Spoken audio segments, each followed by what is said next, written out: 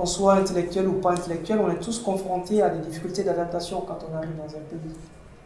Vice-versa, quand les Occidentaux, les Français viennent ici, ils sont confrontés aussi à des difficultés qui sont liées à la culture, au climat, à pas mal de choses. C'est-à-dire qu'on rentre, il y a toujours des gens qui vous disent de venir. Ce n'est pas toujours le cas.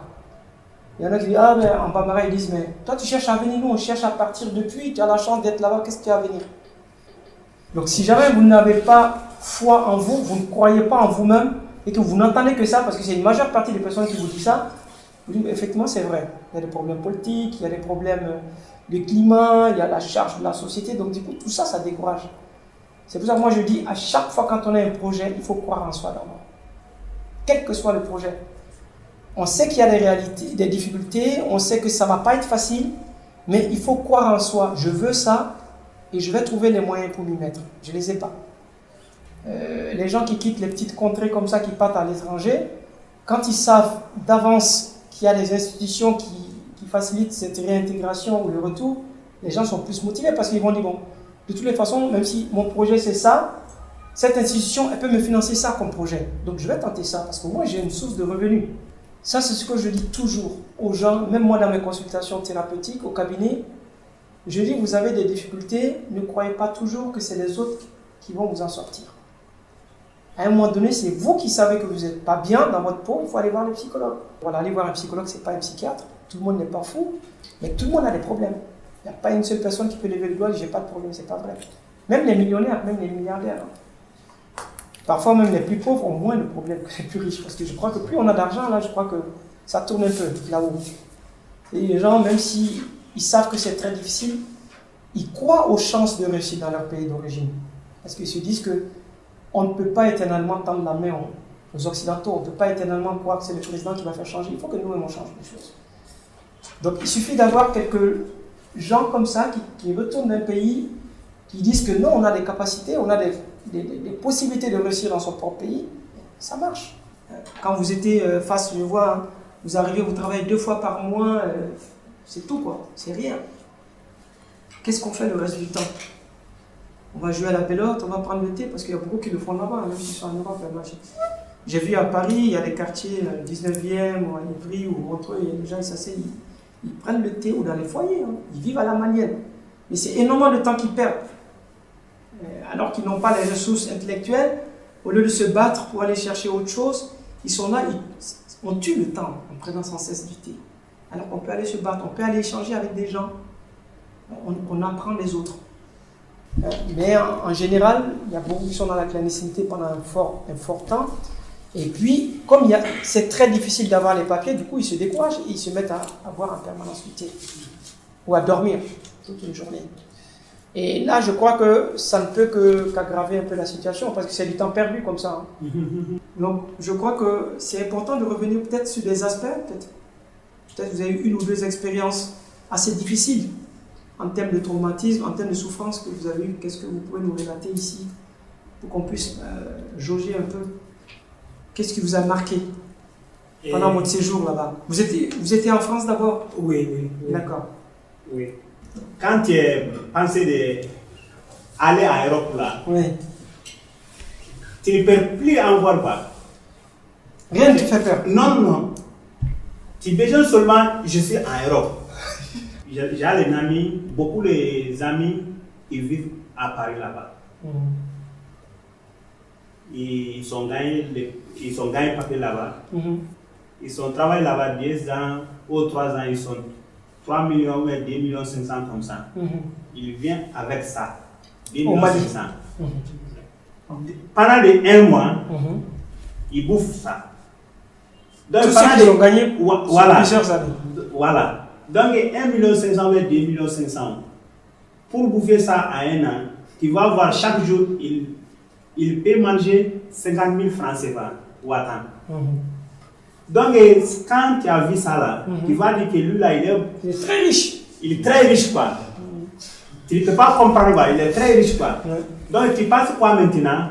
Chaque jour je gagne 5 000. Peut-être si j'arrive à Paris là-bas, chaque jour, je gagne plus même. Il part comment? il prend des, comment ça s'appelle, biche là ici même, jusqu'à Gao, au Kidal. S'ils sont arrivés à Kidal, donc il y en a les 2 routes là-bas aussi encore. Il y en a les Italie, il y en a les Espagne. Donc les gens qui partent à Italie, quand ils sont venus à Gao, ils prennent Niger là-bas. Après le Niger, ils partent à Libye. Si tu as l'argent, il y en a les gens qui vendent ton chose là ici, qui va faire monnaie ici même à euro. Donc quand tu arrives là-bas, comment ça s'appelle, à Niger, tu vas payer aussi pour aller à Libye. Quand tu arrives à Libye maintenant, donc après 1 nuit maintenant, il va t'amener dans les marques pour traverser. Si tu as la chance, c'est ça, tu passes. Si tu n'as pas de chance aussi, tu peux mourir là-bas. Il y en a beaucoup de gens, ils mourent devant nous là-bas. Il y en a beaucoup. Vous avez vu vous-même? Oui, il y en a beaucoup. Il y en a beaucoup. Tous les gens là-bas, ils ne causent pas l'autre cause. Ils ne parlent pas d'autre chose. Europe comme ça, Europe comme ça, Europe comme ça. C'est tout, hein, toute la journée, toute la nuit. Il y en a des gens aussi, quand il a vu le mal là, il perd un peu, quoi. Il dit que je ne vais pas retourner. Ils sont permis, quoi. Voilà, ils sont permis. Mais le coxer là qui est là-bas, le capitaine du bateau là, il sait quand les personnes là, s'il est retourné, il va cacher notre marché, quoi. Parce qu'il va dire que c'est comme ça, c'est comme ça. Ça va décourager d'autres. Voilà. Donc pour eux, c'est mieux tu es là-bas, dans les mares là, c'est mieux plus que toi tu es retourné dehors. Tu as compris, non? Très bien. Voilà, c'est ça. Quoi. Si tu es venu à côté de mar là, tu n'as pas le choix encore. Hein. Tu viens au Ititier. C'est ça. Donc quand maintenant tu as trouvé l'échange, en rentrée à Europe comme ça, les premiers jours là que tu vas rentrer là-bas même, toi-même tu vas voir que c'est le décourageant. Quoi. Parce qu'avant que tu rentres, tu penses que si tu rentres, c'est fini. Mais quand tu rentres comme ça, tu vas voir la réalité. Quoi.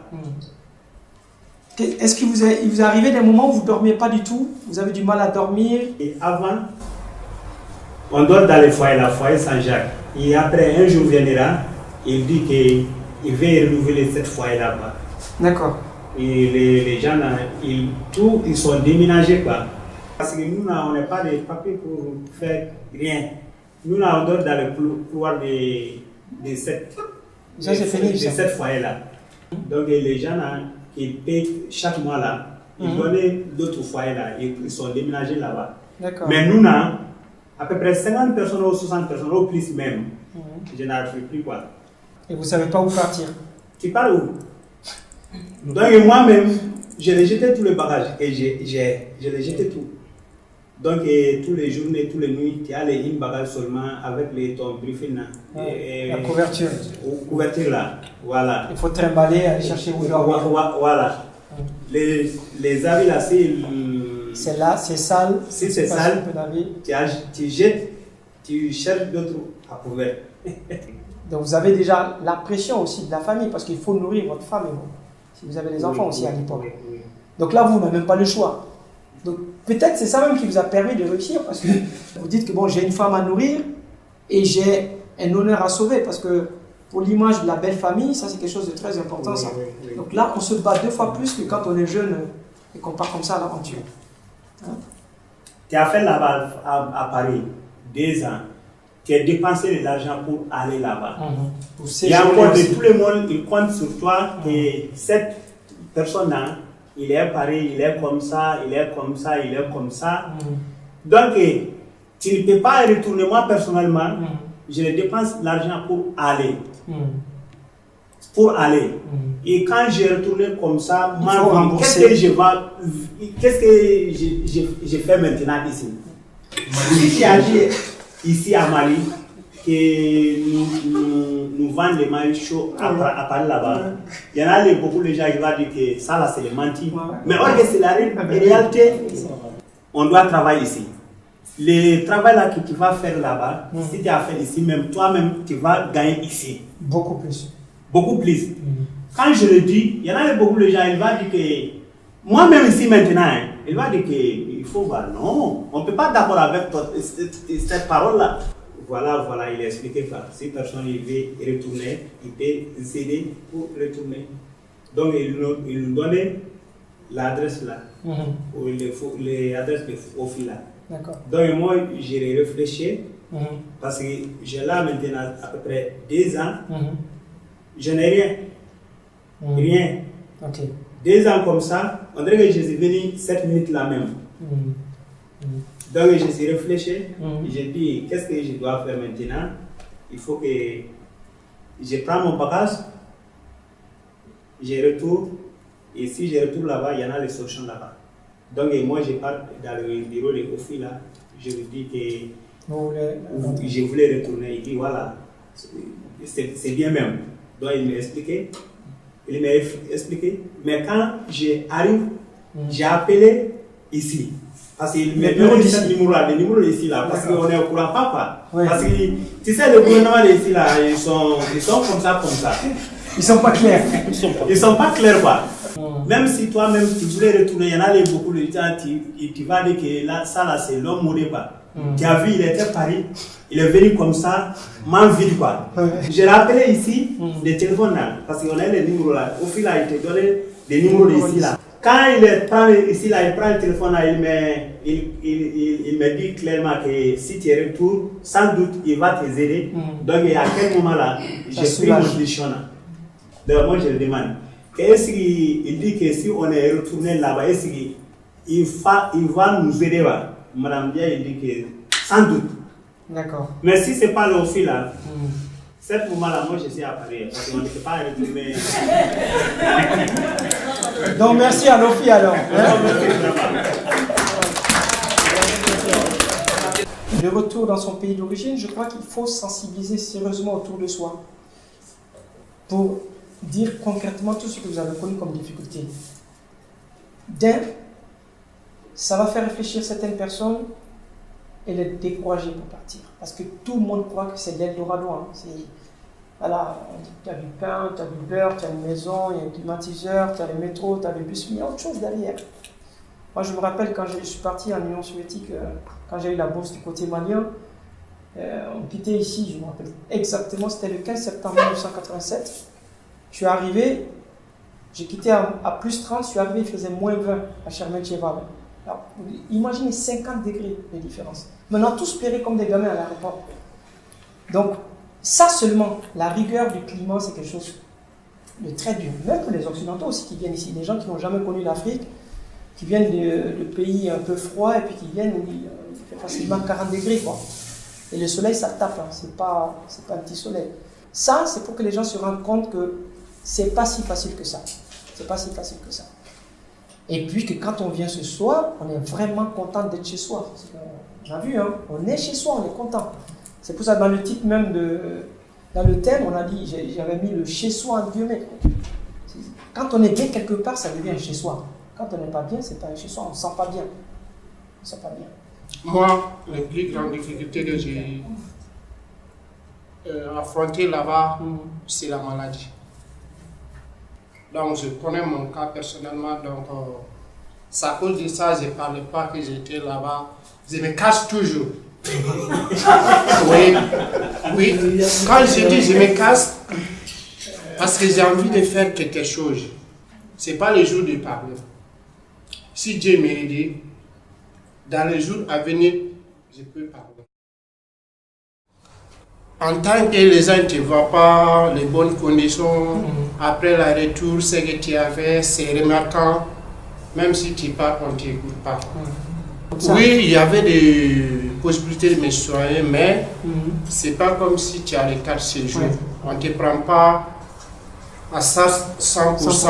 C'est la Croix-Rouge. Voilà, si tu n'as pas 4 séjours, tu vois.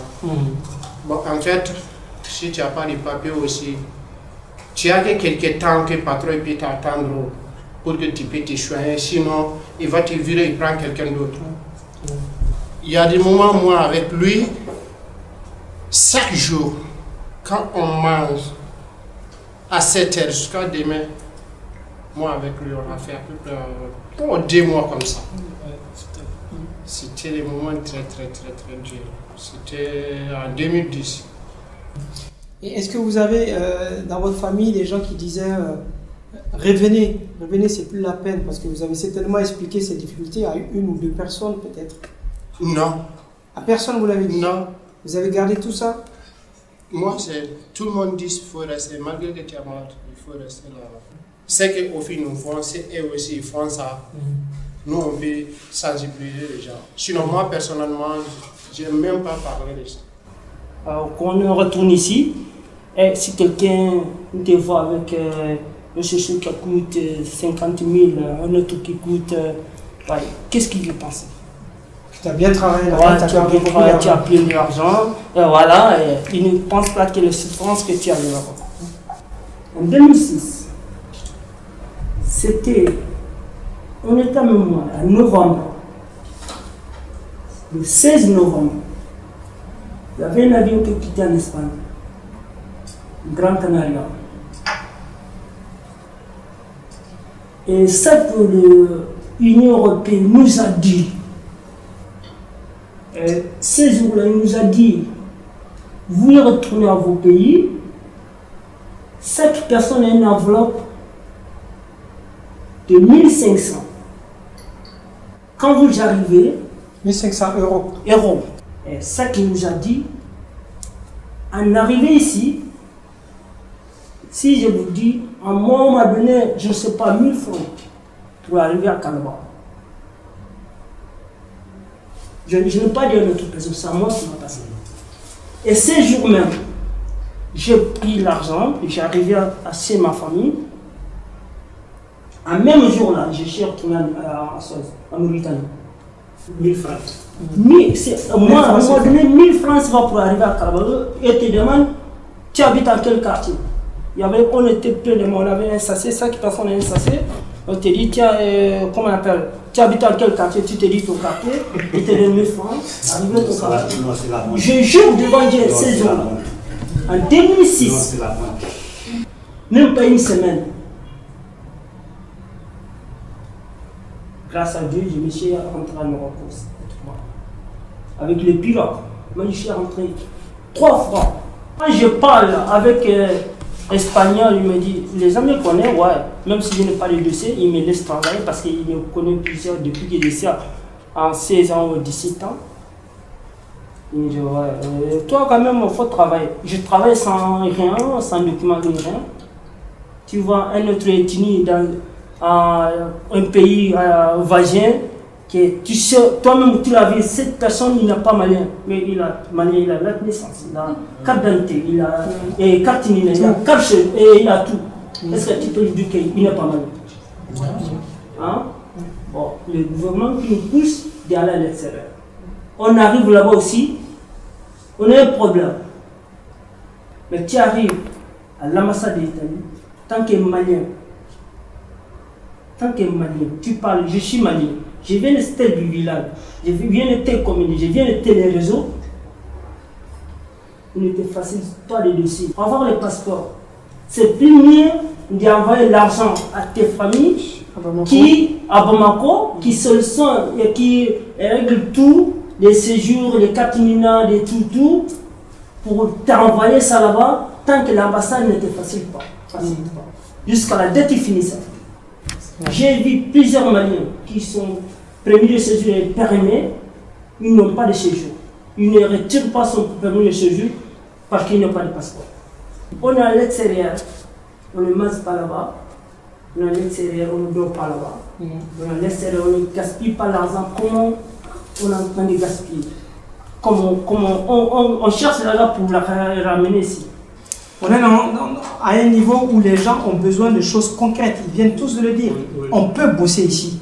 Oui. Donc si vous avez vraiment une politique d'accompagnement de jeunes, ou même de moins jeunes, je crois que vous pouvez faire plus. Surtout si vous avez les moyens déjà. Je voulais aussi donner peut-être un peu la parole à M. Canet, à M. Canet et M. Diawara qui nous a rejoint un peu plus tard, qui sont migrants comme vous, mais qui ont choisi d'autres voies, c'est aussi la migration légale. Monsieur Canet, on a vu la vidéo de votre témoignage, je pense que ça peut être intéressant aussi de entendre. Il y a M. Diawara aussi, de voir aussi quels ont été pour vous les moments les plus difficiles les difficultés, sur place. Ça s'est bien passé quand même jusqu'à l'aller. Arrivé en France, j'ai commencé la première année en économie. J'ai eu ma licence à l'université de Reims, sans problème particulier, parce que pour les étudiants, bon, il y a tout un mécanisme organisé, c'est-à-dire qu'on sait où aller, comment avoir les logements, on a déjà un titre de séjour donc, qui nous permet de travailler 20 heures par semaine. Mais c'est vrai que les 20 heures, c'est limite, parce que nous, on voulait travailler plus, parce que pour gagner un peu plus, parce que la vie elle est un peu chère là-bas. Moi, j'ai travaillé pendant toute l'année scolaire, on travaillait en temps partiel 20 heures. Mais pendant les vacances aussi, je ne pouvais pas rentrer au Mali parce que je pensais à travailler et à économiser pour l'année prochaine et tout. Exact. Donc ce qui fait que j'ai fait 7 ans en France, mais je suis retourné qu'une fois. Voilà, Là, c'est dur ça. Ouais, parce qu'il fallait choisir entre les vacances ici pour aller dépenser, venir dépenser et tout, et travailler là-bas pour économiser et préparer l'année prochaine et tout. Donc j'ai préféré la deuxième option. C'est difficile d'allier travail et école. Oui, parce que déjà il y a le coût du travail, bon, le coût de l'argent, on va dire qu'on avait vraiment travaillé là-bas. Mais quand on travaille beaucoup, on a du mal à réviser. En fait, comme Stéphane a si bien dit, nous, c'est vraiment la voie légale.